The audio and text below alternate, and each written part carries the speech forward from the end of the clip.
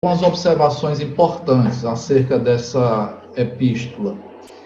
Primeiramente, alguém já chamou essa epístola, né, de uma forma muito acertada, como um chamamento para o retorno aos fundamentos, tá?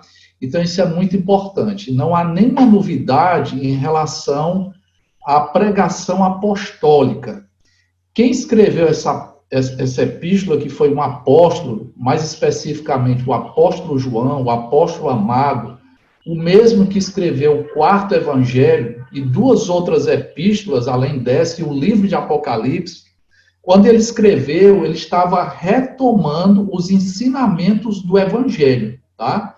Então, por isso que essa epístola foi chamada pelos estudiosos dessa forma, um chamamento para o retorno aos fundamentos. O que é que isso significa? Significa dizer que os crentes deveriam recordar o que haviam aprendido e a permanecerem fiéis aos ensinamentos do Evangelho, tá? É isso que nós queremos dizer com essa afirmação.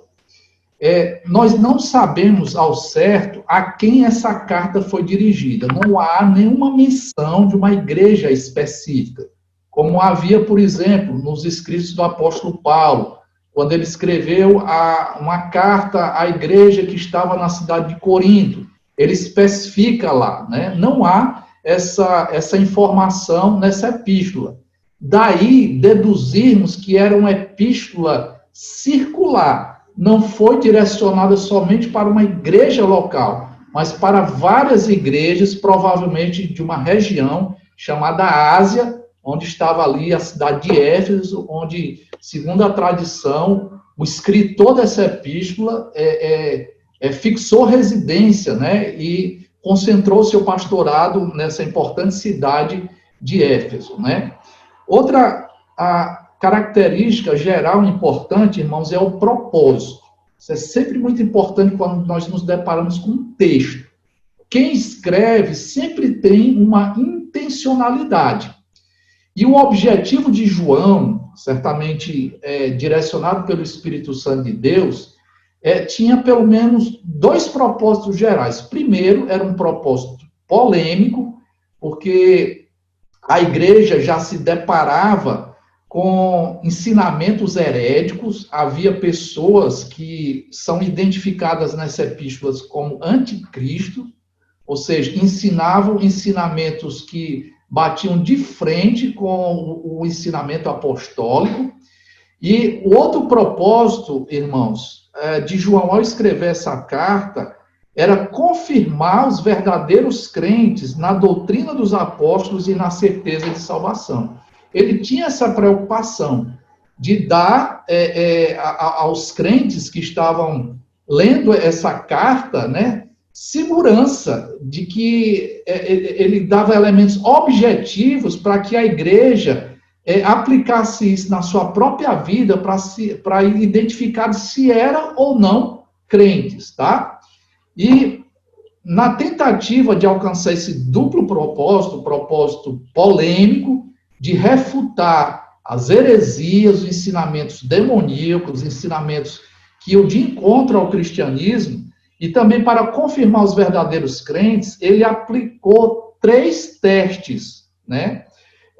Que nós chamamos de teste moral, que é o teste relacionado com a retidão, o teste social, que é o teste relacionado com o amor, que isso é peculiar do crente. Nós amamos porque Deus nos amou primeiro. Esse amor não se restringe somente a um amor vertical, né? A nossa relação com Deus, mas esse amor também, ele se espraia, ele envolve a comunidade dos santos, né? Então é próprio do cristão amar outras pessoas. Esse é o chamado teste social. E, finalmente, irmãos, o teste doutrinário. Isso é sempre muito importante. Uma das características do servo de Deus é que ele tem profundo apreço pela revelação especial, aquilo que Deus nos concedeu como informação, inclusive importante para a nossa salvação, tá? Então, em termos bem simples, nós podemos identificar esses 3 testes através de 3 palavras-chave: retidão, amor e verdade, tá? O crente, ele tem a sua vida fundamentada nesse tripé. Ele é uma pessoa íntegra, porque ele está envolvido, inclusive, no processo de salvação. Ele se relaciona com amor, com os irmãos da igreja e também com outras pessoas do mundo. E também, irmãos, o teste da verdade, ou o teste doutrinário. E na Epístola de João está muito relacionada com o ramo da teologia que nós chamamos de cristologia, né? A obra de Cristo e quem Cristo é, tá? Então, nessa passagem que nós acabamos de ler, o que nós fizemos até agora foi as características gerais, nós demos as características gerais dessa carta, tá? Uma carta circular, uma carta que retoma a verdade de Deus, uma carta escrita por alguém que tem autoridade, um apóstolo, João. Ele mesmo vai dizer no começo da carta que ele foi testemunha ocular, ele apalpou o próprio Senhor e Salvador Jesus Cristo. E, finalmente, nós vimos os propósitos: refutar o erro, especialmente de doutrinas que negavam a Jesus Cristo, o Jesus que nos é apresentado nas Escrituras, né? E o outro propósito era trazer segurança de salvação para nós, pela aplicação dos 3 testes: retidão, amor e verdade. No capítulo 2, no versículo 1 e 2, nós temos o teste doutrinário, o teste da verdade. Irmão, esses 2 versículos são tão importantes que, se eu fosse Satanás, né, me permita eu colocar de uma forma bem enfática, né, se eu fosse um inimigo da fé, eu tomaria todas as providências para arrancar da Bíblia esses 2 versículos, tal é a importância deles. Existem passagens nas Sagradas Escrituras que têm essa peculiaridade, elas trazem muita informação, muita clareza na apresentação do Evangelho.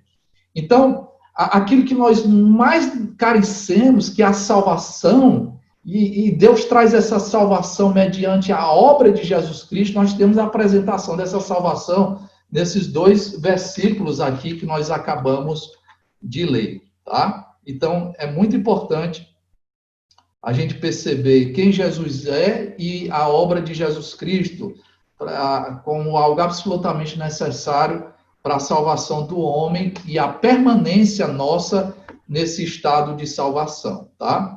João, e aqui eu estou citando o Dr. Augusto Nicodemos, João apresenta a obra de Cristo como advogado e a nossa propiciação, tá?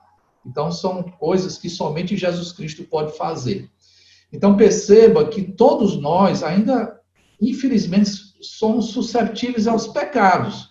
E isso, para o crente, traz muita angústia, traz muitos questionamentos, dá muitas vezes uma sensação de derrota, de fracasso, e ficamos desanimados. E essa passagem está aí, irmão, justamente para nos reanimar. É interessante o equilíbrio, porque o autor sagrado diz o seguinte: filhinhos meus, estas coisas vos escrevo para que não pequeis. Não somente essa epístola, mas toda a Bíblia, irmãos, foi escrita para evitar o pecado da nossa vida. Inclusive, nós temos exemplos, né, de que Deus detesta o pecado, né, a ponto de punir severamente, como aconteceu com aquelas cidades, né, a história daquelas cidades famosas, Sodoma e Gomorra, quando Deus pesou a sua mão e subverteu aquelas cidades, né, trazendo fogo do céu. A gente observa também essa mesma preocupação de evitar o pecado quando Deus trouxe as águas do dilúvio, né? Quando Deus pesou a sua mão sobre a cidade de Jerusalém, todo o povo de Israel. Toda a Bíblia tem também como o propósito evitar que cometamos pecado. E essa epístola não é diferente. João escreve para que o povo de Deus não peque.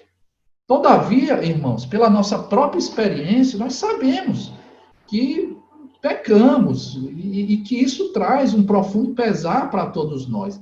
Agora, perceba o equilíbrio. Se, de um lado, existe uma exortação clara para não pecarmos, por outro lado, ele fala: se todavia alguém pecar, temos advogado junto ao Pai. Isso evita dois extremos. O primeiro extremo é a indulgência. Você viver com a sua guarda baixa. Você entender que pode viver de qualquer forma nesse mundo. A Bíblia refuta esse tipo de ideia. Mas, por outro lado, nós precisamos estar atentos para não incorrermos em um outro extremo, a ponto de se defender a ideia falsa de que o crente é alguém impecável. Se você é crente, então você não vai incorrer em pecados grosseiros na sua vida. Isso não acontece. Ou então, um outro extremo seria você negar o perdão àquelas pessoas que caem. É possível nós cairmos. É possível cometermos pecado. Agora, uma coisa que tem que ficar clara é que o crente não vive habitualmente, continuamente no pecado, tá? Então, é importante a gente estar atento para isso. Eu quero separar esse texto em 3 momentos, pensando aí na obra de Jesus Cristo em prol da nossa salvação. A provisão de Deus, que Deus faz para o cristão que peca, desvenda-se agora, estou citando Stott, está naquele que é descrito, primeiro, como advogado junto ao Pai, segundo, como Jesus Cristo o justo, e em terceiro lugar, como a propiciação pelos nossos pecados, tá? Então, essa é a divisão que vamos adotar nesse texto. Primeiro, Jesus, o nosso advogado. Interessante que essa palavra advogado foi traduzida aqui na nossa versão como advogado, é uma palavra, é uma expressão até conhecida, né, no seu original, pela igreja, paráclitos. Eu sei que os irmãos já ouviram essa expressão várias vezes.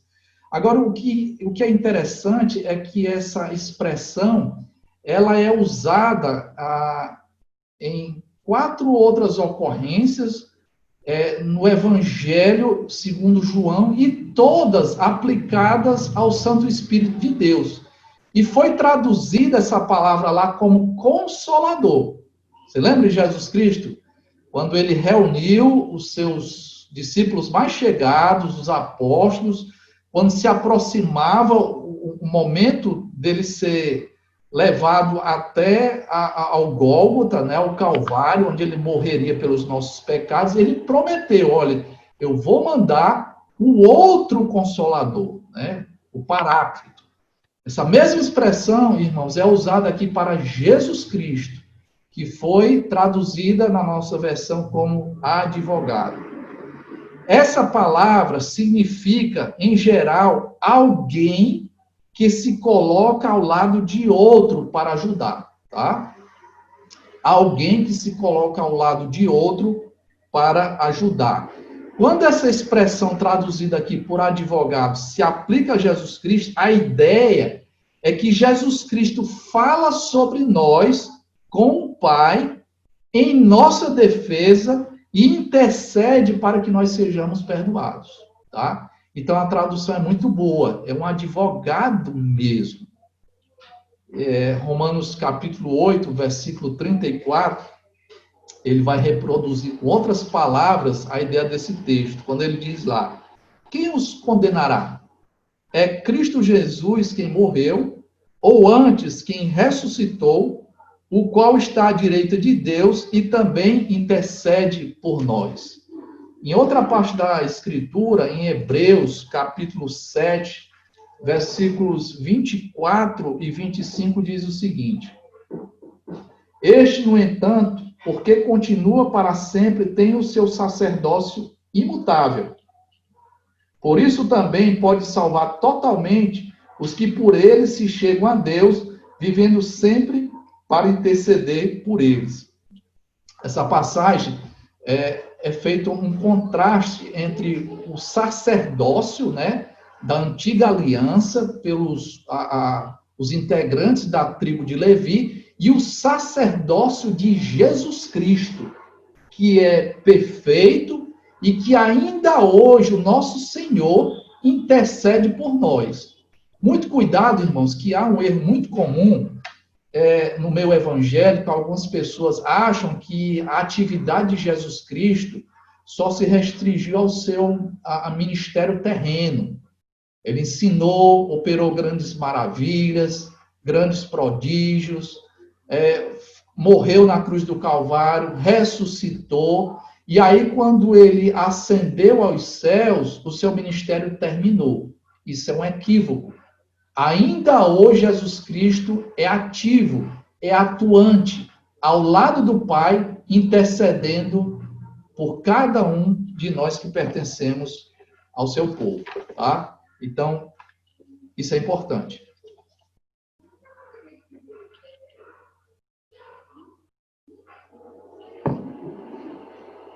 Essa intercessão é tão importante que, a certa ocasião, Jesus Cristo achegou-se aos seus discípulos, um pouco antes mesmo dele ser morto na cruz do Calvário, e ele disse para Pedro, né, e outros: olhe, Satanás vos reclamou para vos cirandar como a trigo.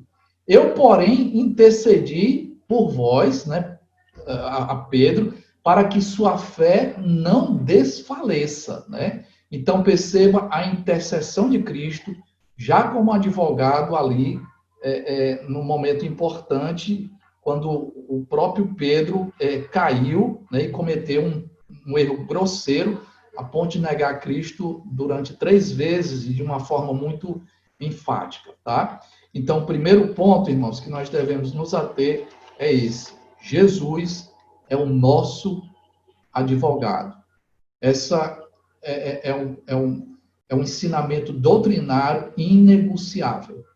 O crente verdadeiro, ele reconhece isso e sabe da necessidade desse advogado junto ao Pai, para que nós tenhamos a nossa redenção. Em segundo lugar, a Escritura nos apresenta algumas informações chaves sobre Jesus Cristo. Jesus Cristo, o justo. Isso quer dizer o quê? Quando ele fala de Jesus, ele está apontando para a natureza terrena de Jesus Cristo. Lembre-se lá da passagem de 2 Timóteo, capítulo 2, versículo 5, quando está dito lá que Jesus Cristo é o único mediador entre Deus e os homens. Jesus Cristo, homem, ele se fez carne para ser o nosso mediador. Então, quando se fala do nome de Jesus, nós percebemos a sua natureza humana. Quando se fala de Cristo, nós percebemos o seu ofício messiânico. Ele tinha que ser o Messias. E quando se fala de que ele era justo, isso aponta para o caráter extremamente santo, reto e íntegro do Filho de Deus, que precisava juntar todas essas qualidades para ser o nosso advogado. Eu sei que os irmãos sabem e têm acompanhado na televisão muitas vezes alguns políticos que são surpreendidos nas suas práticas ilícitas, e a transgressão é muito bem caracterizada desses políticos, e a primeira coisa que eles fazem é negar enfaticamente, né? E logo em seguida aparece a figura dos seus advogados também negando o óbvio, né?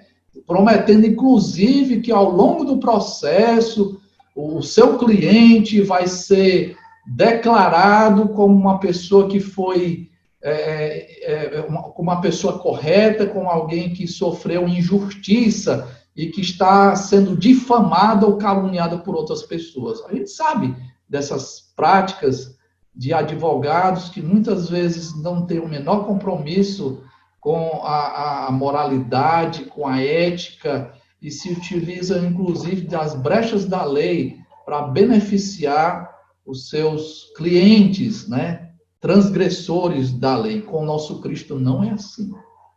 Ele é um advogado reto, íntegro.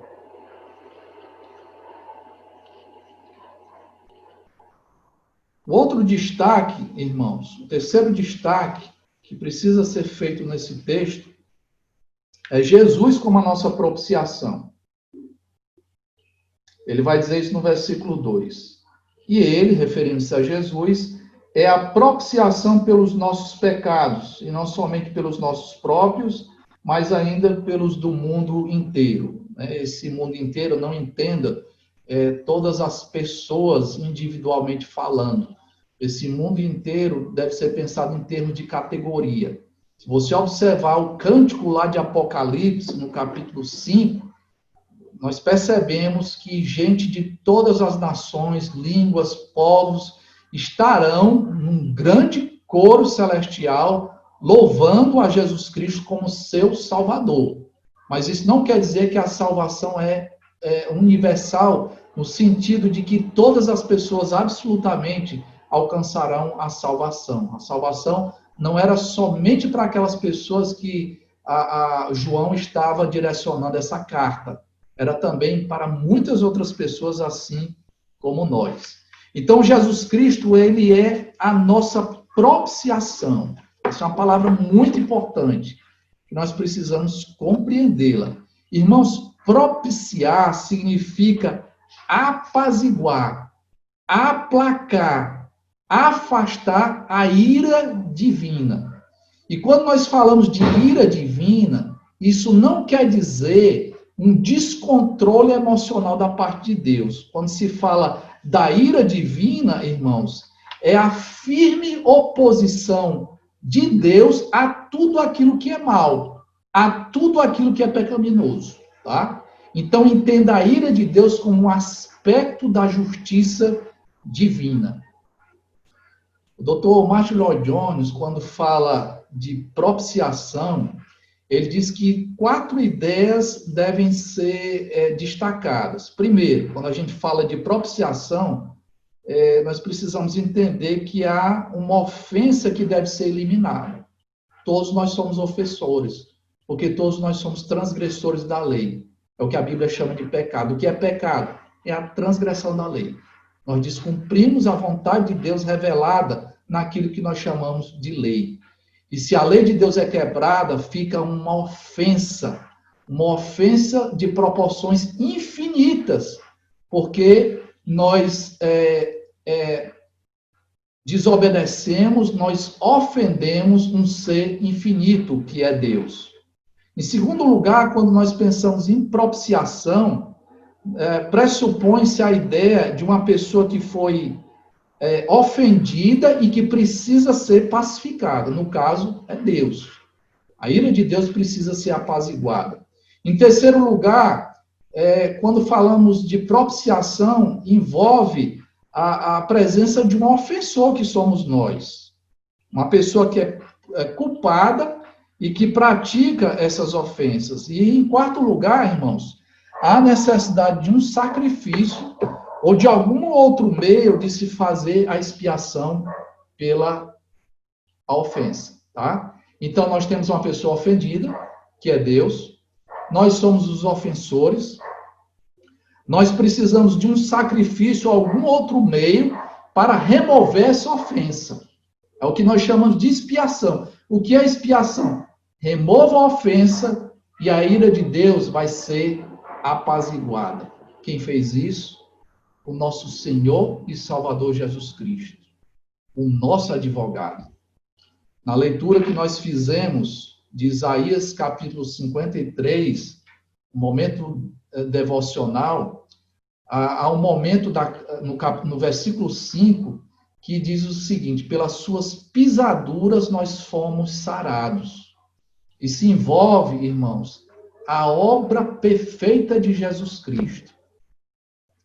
Os irmãos sabem que eu perdi a minha irmã recentemente. Mencionei isso quinta-feira também. Orei, a igreja orou, pedindo pela cura da minha irmã. E a expectativa que particularmente eu fiz, aí quem sabe, se Deus quiser, ele pode devolver a saúde ao corpo da minha irmã. Mas aí a minha irmã no dia 28 veio a óbito, uma surpresa muito desagradável, e depois eu meditando, constatei o seguinte, olha, Deus respondeu a oração. Deus, graças à obra de Jesus Cristo, porque a minha irmã era serva de Deus, pelas pisaduras de Jesus Cristo, ela teve a completa libertação dos seus pecados. Ela foi definitivamente sarada. Infelizmente, alguns evangélicos acham que aquele versículo, especificamente, ele tem uma aplicação imediata nessa vida. Como se o crente estivesse blindado diante de todas as enfermidades, né? E, inclusive, no começo da pandemia, muitos crentes incautos, né, diziam o seguinte, não, eu sou servo de Deus, estou blindado, eu jamais terei problema com essa pandemia, eu não vou ter a Covid-19. Eu tenho fé em Jesus Cristo, mas crentes adoeceram, inclusive faleceram, né? Então, muito cuidado com a aplicação daquele texto, mas a promessa perdura, irmãos. Essa é uma promessa para todos os servos de Deus.